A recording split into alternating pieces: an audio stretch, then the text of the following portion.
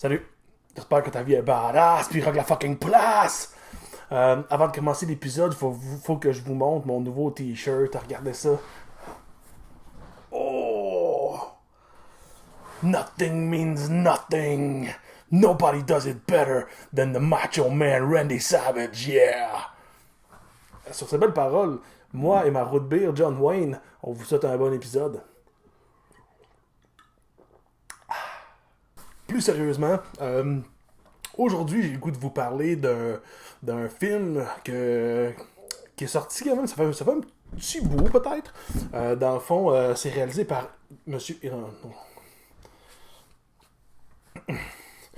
Aujourd'hui, je te parle d'un film que j'ai bien aimé, dans le fond, qui a été réalisé par Eli Roth. Dans le fond, pour ceux qui ne connaissent pas qui est Eli Roth, dans le fond, c'est un réalisateur de... il a commencé avec des films d'horreur, il a commencé vraiment en grand avec Fièvre Noire, et il a continué avec L'Auberge. Pour ceux qui se rappellent de L'Auberge, c'est un excellent, excellent film, j'adore ça. Le deuxième, il a fait le deuxième également, que j'ai trouvé un peu moins bon, mais quand même divertissant pour ce qu'il est. Plus tard, il a fait Green Inferno, donc La Forêt Infernale, qui est un film de cannibale en hommage à Cannibal Holocaust. Puis après ça, il a un peu arrêté de faire des films d'horreur. Il a fait quelques films comme Don't Knock, je pense. Knock Knock, je pense, avec Keanu Reeves. Il a fait plein de petites affaires comme ça, mais il a un peu lâché l'horreur. Pendant un bref instant, il était un peu l'espoir du nouveau... de l'horreur des années 2010. Puis ça s'est un peu étiolé, mais c'est un gars que je respecte beaucoup. Il a une franche passion pour l'horreur quand il en parle. C'est un grand connaisseur. Puis on voit qu'il trippe à fond là-dedans. Donc j'ai énormément de respect pour ce gars-là. Donc le film que je veux parler, c'est le film Thanksgiving. Donc l'action de grâce. Donc, qui est un slasher, qui est un hommage aussi au vieux slasher. Ça met en vedette Patrick Dempsey, qu'on connaît surtout à cause de... C'est quoi l'émission, là? Dr. Grey's Anatomy, quelque chose comme ça. Il y a également Rick Hoffman, qu'on a pu voir un peu également dans L'Auberge. Il n'a pas un très gros rôle, mais il est dedans. Il y a également Nell Velake. Désolé, des fois, j'ai de la misère avec les noms. Nell Velake. Dans le fond, c'est elle, je pense qu'elle est un peu une nouvelle dans les films. Elle n'a pas fait énormément avant ça. Je pense que c'est son plus gros film. Donc, que raconte l'histoire de Thanksgiving? En fait, pour commencer, Thanksgiving, avant d'être un film, c'était un faux trailer, dans le sens où, à l'époque où Grindhouse était sorti, donc les films Planète Terreur de Robert Rodriguez et Death Proof de Quentin Tarantino, quand ils ont sorti les films, je sais pas si c'est partout comme ça, au Québec du moins, puis aux États-Unis, ils faisaient jouer les films back-to-back. Puis entre les deux films, un peu pour faire hommage au cinéma Grindhouse de l'époque, où souvent dans les cinémas ou cinéparks, il y avait plusieurs films qui jouaient justement. Donc, en hommage à ça, ils faisaient le tour. Je sais pas si en Europe c'était la même chose, mais justement, je pense que oui. Puis dans le fond, il y avait des faux trailers de faux films, justement, qui allaient pas sortir, mais il y en avait quand même plusieurs. Il y a eu Machete de Robert Rodriguez qui est sorti finalement en film. On a eu également Thanksgiving. Il y avait Werewolf Woman of the SS de Rob Zombie, puis Don't de le gars qui a fait Shaun of the Dead et que j'oublie le nom en ce moment, Edgar Wright. Donc, c'était des faux trailers. Finalement, comme je dis, Machete est devenu un film. Thanksgiving également. Donc, le faux trailer est disponible sur YouTube. C'est assez facile à trouver. Le faux trailer m'avait vraiment, vraiment diverti. J'avais trouvé ça vraiment cool. C'était quand même sanglant, puis c'était quand même over the top. C'était comme un peu n'importe quoi, puis c'était comme juste divertissant comme c'était. C'était un faux trailer parfait. Donc j'avais quand même des gros espoirs pour Thanksgiving. J'ai trouvé ça cool qu'il avait annoncé qu'il allait le faire. Donc j'avais bien hâte de le voir. Thanksgiving, au départ, le faux trailer, le film était supposé être un gars qui est tombé en amour avec une dinde et que dans le fond sa famille tue la dinde, donc lui il vire fou puis il tue sa famille. Puis, dans le fond, il l'envoie dans un mental institution, dans un asile. Finalement, il revient des années après pour tuer les gens de la ville. Donc, tu sais, c'est comme un format qu'on est habitué un peu dans le slasher. Par contre, quand Eli Roth a décidé de faire le film pour de vrai, il a décidé de faire en sorte que le faux trailer était comme un film qui était jamais sorti, qu'il y avait juste un trailer qui était sorti, puis qui voulait attaquer Thanksgiving comme étant une espèce de reboot de l'original, donc changer des trucs. Ça lui a donné assez de liberté pour pouvoir vraiment faire un nouvel œuvre, parce que dans le fond, on s'entend que le trailer de Grindhouse, ça fait quand même longtemps, donc il a voulu faire autre chose avec son film, ce qui est totalement correct. Fait que l'histoire de Thanksgiving, qu'est-ce que ça raconte? C'est au départ, il y a comme un magasin dans le fond que un gars a, c'est un assez gros magasin. Puis dans le fond, il veut ouvrir à la Thanksgiving. Puis les gens, tu sais, aux États-Unis, bon, ça arrive souvent qu'on voit des vidéos où que les gens sont un peu dingues pour des événements comme le Black Friday ou le Boxing Day, où que le monde se vire complètement enragé, puis ils se battent pour avoir un petit cossin par rapport, genre. Fait que ça commence un peu comme ça, où ce que le magasin ouvre ses portes, mais dans le fond, ouais, là, je coupe un peu dans le gras, mais dans le fond, c'est que les gens arrivent dans le magasin puis se mettent à se battre puis d'un fois ils piétinent une femme qui est une femme qui était connue par le shérif, qui était connue par le propriétaire du magasin, puis bon, je pense que dans le fond, son mari à ce fait-là qui se fait écraser, ben dans le fond, il travaillait à cette place-là également, donc c'est comme des petites villes que tout le monde se connaît, t'sais.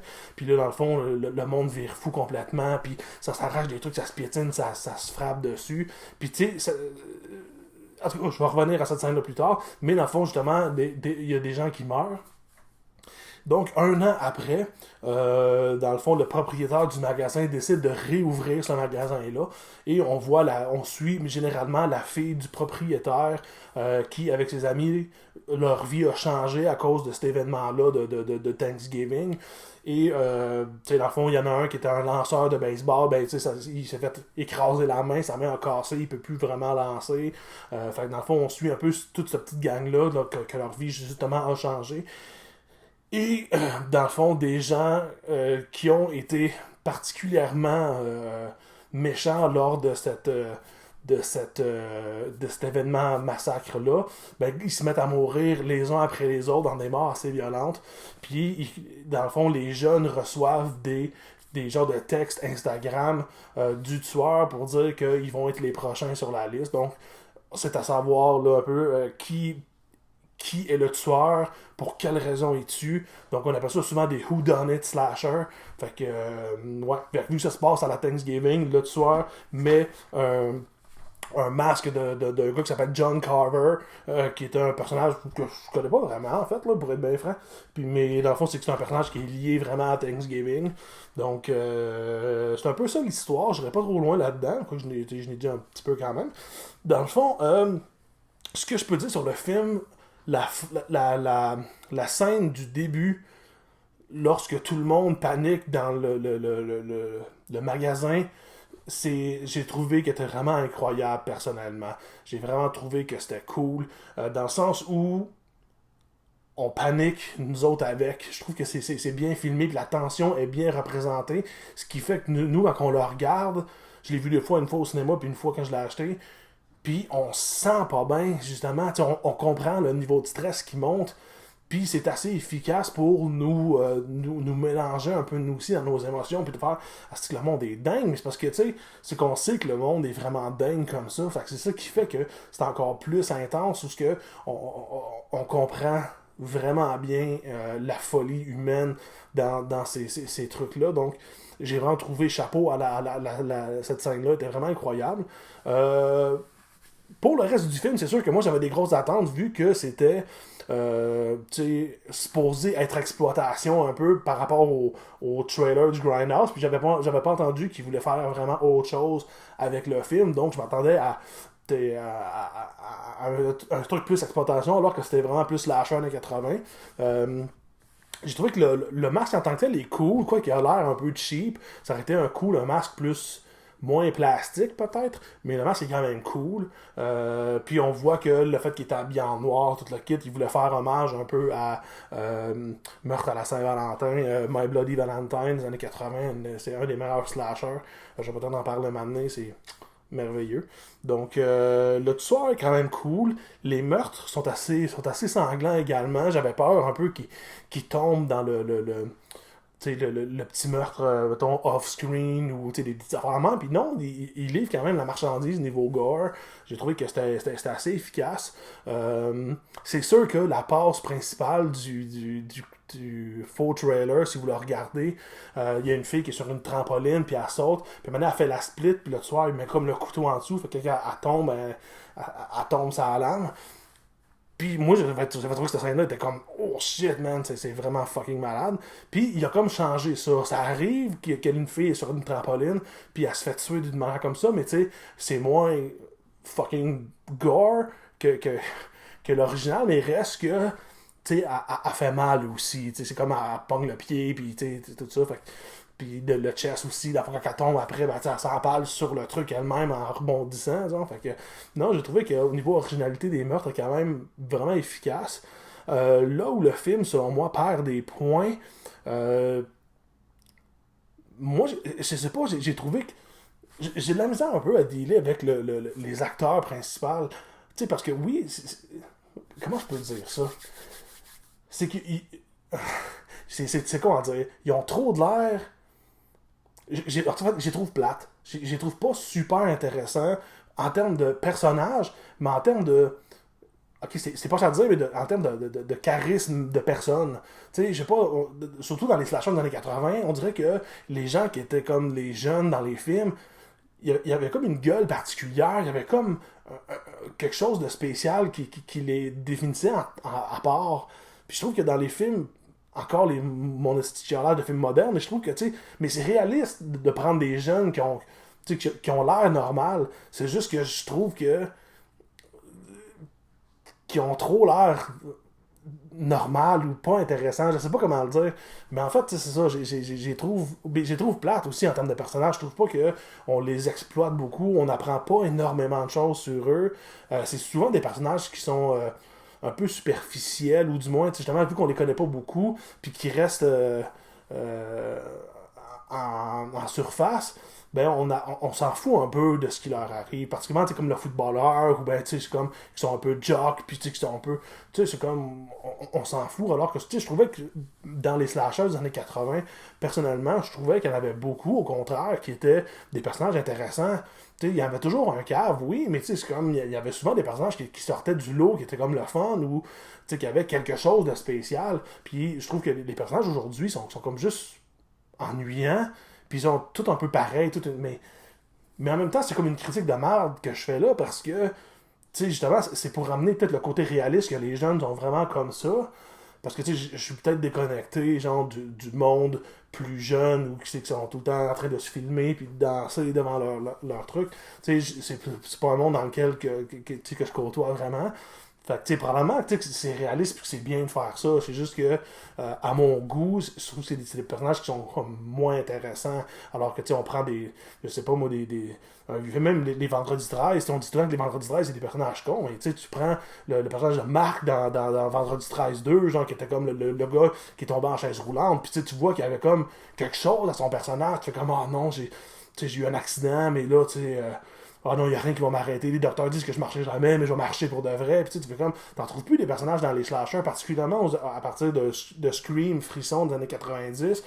Souvent, les slashers qui sortent sont plus justement des adolescents qui pensent juste à la bière, puis au sexe, puis tout ça. Puis je dis pas que dans les années 80, il n'y en avait pas, mais tu sais, il y avait beaucoup plus de chair au niveau des personnages. Fait que c'est un truc que je trouve un petit peu plus plate du film, c'est qu'un peu les personnages, même le personnage principal, honnêtement, je m'en foutais un peu. C'est comme que qu'elle vivait ou qu'elle mourait, c'est comme, il n'y a rien que je trouve particulièrement intéressant de cette personne-là. Elle veut juste, ben on va trouver c'est qui tue, puis tout ça. Fait que moi, c'est un point que je trouve plus négatif. Un autre point que je trouverais peut-être négatif, j'ai trouvé que c'était assez facile de savoir qui tue, selon moi. Puis d'une manière, encore là, je fais une autre critique de merde. Parce que, tu sais, j'avais comme vu ce personnage-là. Bon, je vais le dire, ok, spoiler, je suis désolé si tu l'as pas vu, au pire, ferme la vidéo. Mais, tu sais, c'est comme le shérif qui tue.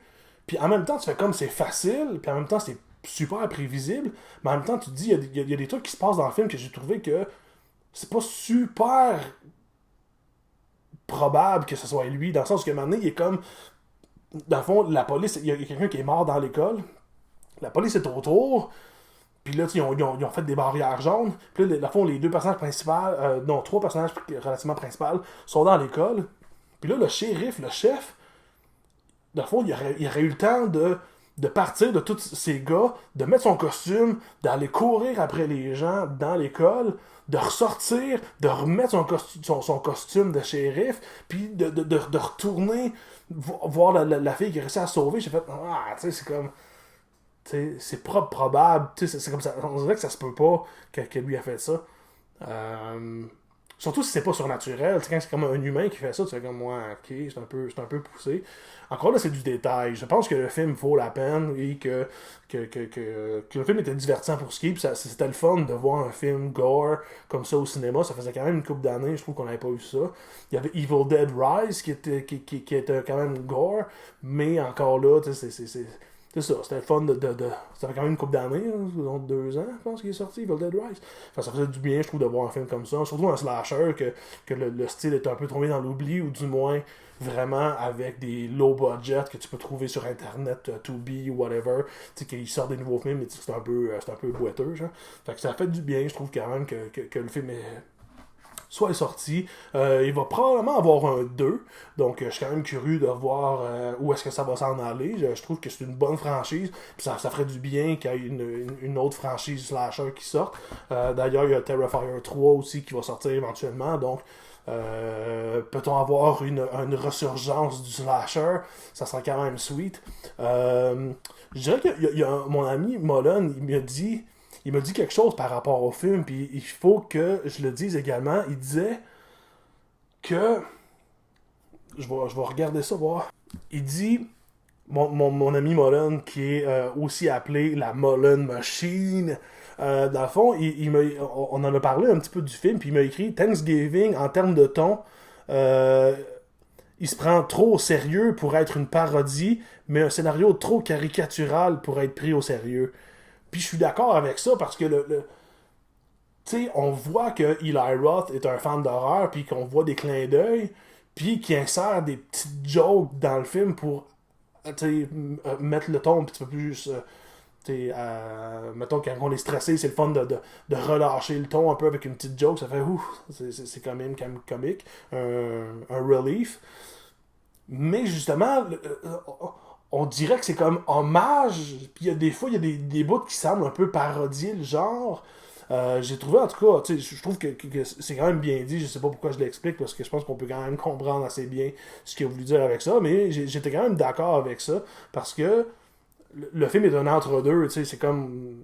C'est à la fois un hommage, mais à la fois un genre de Scream quasiment un peu. T'es pas aussi poussé que Scream était, mais quand même un peu dans le même genre quand même aussi. Fait que, en tout cas, c'est ce que je pense de Thanksgiving. J'ai quand même hâte de voir le deuxième.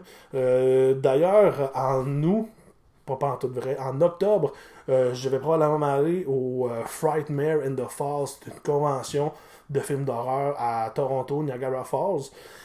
Et Eli Roth va être là, ainsi que certains acteurs du film, donc c'est cool, je vais peut-être pouvoir les rencontrer, on va se croiser les doigts. Eli Roth, c'est sûr que je vais aller le voir. Fait que, mais c'est ça, c'est un film que je conseille, et bien sur cette belle parole, je te dis rock and roll.